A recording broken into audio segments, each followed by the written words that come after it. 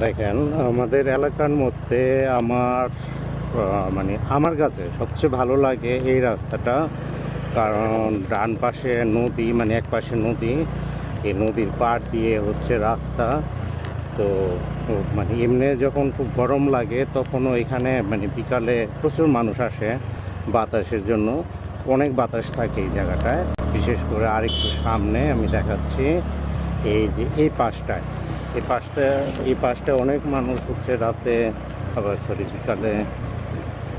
বিকালে, সন্ধ্যায় রাতে এখানে বসে থাকে। এই যে বসার জায়গাগুলো অনেক বাতাস থাকে।